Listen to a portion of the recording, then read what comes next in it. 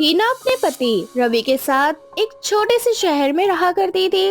रवि अपनी कंपनी में दिल लगाकर काम करता था और यही वजह थी कि रवि का प्रमोशन इतनी जल्दी हो गया था। ऐसे ही एक दिन रवि खुशी खुशी घर जाता है और अपनी पत्नी से कहता है, हिना हिना हिना, आज मैं बहुत खुश हूँ। पर क्या बात है रवि? हिना, मेरा प्रमोशन हो चुका है और कंपनी ने मुझे दिल्ली में शिफ्ट कर दिया। और तो और दिल्ली में कंपनी की तरफ से मुझे रहने के लिए घर भी मिला है। बस 2 दिन में हमें दिल्ली शिफ्ट होना है, फिर हम भी दिल्ली जैसे शहर में रहेंगे। रवि, ये तो सच में बहुत खुशी की बात है। रवि की जिंदगी में अभी नई नई खुशियाँ आई थी और इस खुशी से हीना भी काफी खुश थी। अब क्या था, अब 2 दिन बाद ही हीना और रवि अपने नए घर में शिफ्ट हो जाते हैं, जो रवि को कंपनी की तरफ से मिली थी। रवि, ये कितना बड़ा घर है। लेकिन रवि, मैं तो इस घर में बोर हो जाऊंगी क्योंकि हम इस शहर में नए हैं और मैं यहाँ किसी को भी नहीं जानती। हिना, नई जगह में एडजस्ट होने में थोड़ा टाइम लगता है। फिक्र मत करो, यहाँ पर देखो कितने सारे घर हैं। कोई ना कोई पड़ोसी आकर तुम्हारा टाइम पास कर ही जाएगा। रवि और हीना आपस में बातें कर ही रहे होते हैं कि तभी उनके घर का दरवाजा बजता है और जैसे ही रवि दरवाजा खोलता है, वो देखता है कि उसके दरवाजे पर एक बहुत ही खूबसूरत औरत खड़ी है जिसका नाम जूली था। तो इस घर में आप लोग नए नए शिफ्ट हुए हो। वैसे मेरा नाम जूली है। आपके घर के बिल्कुल सामने वाला जो घर है उसी में रहती हूँ। दरअसल मैं भी अभी यहाँ नई आई हूँ, अभी कुछ ही दिन हुए हैं मुझे, इसलिए सोचा क्यों ना अपने नए पड़ोसी से बात किया जाए, क्योंकि हम दोनों ही इस मोहल्ले में नए हैं और हमारी अच्छी बनेगी। रवि, कौन है दरवाजे पर? हमारी नई पड़ोसन जूली। अभी तुम कह रही थी ना कि तुम इस घर में बोर हो जाओगी। देखो, तुम्हें एंटरटेन करने के लिए तुम्हारी पड़ोसन आई है। मैं तो आप दोनों को एंटरटेन करने के लिए आई थी। मेरा मतलब है कि मेरे पति विदेश में काम करते हैं। मैं अकेले पूरा दिन बोर हो जाती हूँ, तो मैंने सोचा क्यों ना आकर आप लोगों के साथ बैठ जाऊँ। ऐसे में आपका भी समय बीत जाएगा और मेरा भी। आप बिल्कुल सही कह रही हैं जूली जी, पर क्या करें, जनाब जी के पास तो टाइम ही नहीं है और आप खड़े होकर अपनी पड़ोसन को ही देखते रहेंगे या ऑफिस भी जाएंगे? आज आपको ऑफिस के लिए लेट नहीं हो रहा है क्या? जा रहा हूँ, अपना ख्याल रखना। हीना के कहने पर अब रवि ऑफिस चला जाता है और ऑफिस जाने के बाद रवि के दिलो दिमाग पर सिर्फ जूली का फितूर रहता है। वह हर समय जूली के बारे में सोचता है। ऐसे ही कुछ दिन बीत जाते हैं और जूली का रोजाना हीना के घर पर आना जाना लगा रहता है। इसी बीच एक दिन जूली हीना के घर पर डिनर कर रही होती है। वैसे जूली जी, पता नहीं कैसे पति हैं आपके, जो अपनी इतनी सुंदर बीवी को यहाँ अकेला छोड़कर विदेश चले गए। अगर आप मेरी बीवी होती तो मैं आपको कभी नहीं छोड़ता। अगर ऐसी बात है ना रवि जी, तो आप एक काम करो, मुझे अपनी बीवी बना लो, क्योंकि मैं अपने पति में तो बिल्कुल भी इंटरेस्टेड नहीं हूँ, क्योंकि वो तो मेरे साथ रहते ही नहीं है। इसीलिए मुझे आप जैसा पति चाहिए, जो हर समय अपनी बीवी को टाइम दे। जूली और रवि एक दूसरे पर लाइन मार ही रहे होते हैं कि तभी खाना लेकर हीना वहाँ पहुँचती है और उन दोनों से कहती है, क्या बात चल रही है आप दोनों की? तुम्हारी पड़ोसन को तुम्हारी सौतन बनने की। क्या मतलब? जूली जी, सच में आप बड़ी मजाकिया हैं, पर शायद आपको नहीं पता मेरी बीवी मेरे लिए कितनी पॉसेसिव है। उसे इस तरह के मजाक पसंद नहीं है। वैसे ही ना, मैं जूली जी से उनके पति के बारे में पूछ रहा था कि वो विदेश में क्या काम करते हैं। ठीक है, अगर बातें हो गई हो तो आप खाना भी खत्म कर लीजिए। कब से देख रहे हो, खाने को बस लेकर बैठे हो। हीना सारी बातों को नजरअंदाज कर देती है। अब जूली खाना खाकर जाने लगती है, तभी पूरे मोहल्ले की लाइट चली जाती है, जिसके बाद जूली रवि और हीना से कहती है, हिना, अगर तुम बुरा ना मानो तो क्या आज रात मैं तुम्हारे घर में रुक सकती हूँ?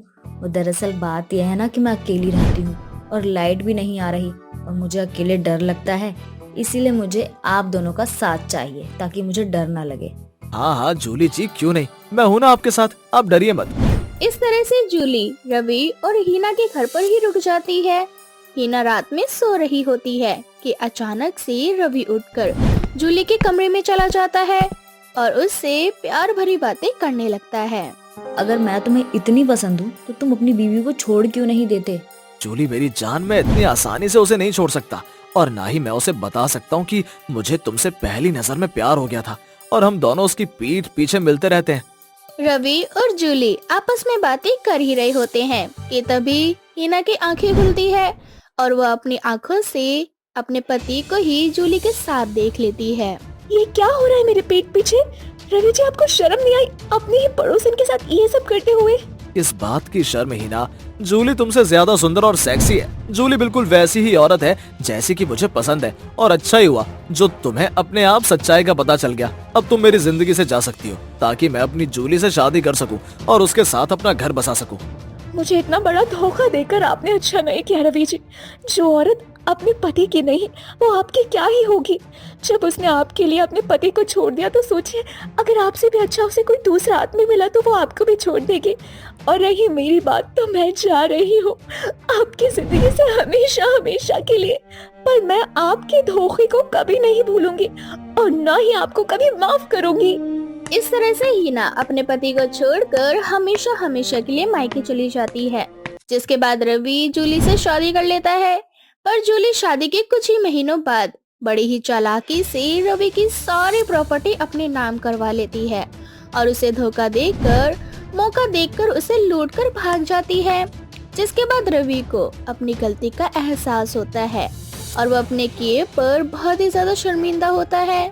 हीना ने बिल्कुल सही कहा था। मैंने हीना के साथ बहुत गलत किया, पर मैं अब अपनी गलती कैसे सुधारूं? मुझे एक बार हीना से बात करनी चाहिए और उसे अपनी गलती की माफी मांगनी चाहिए।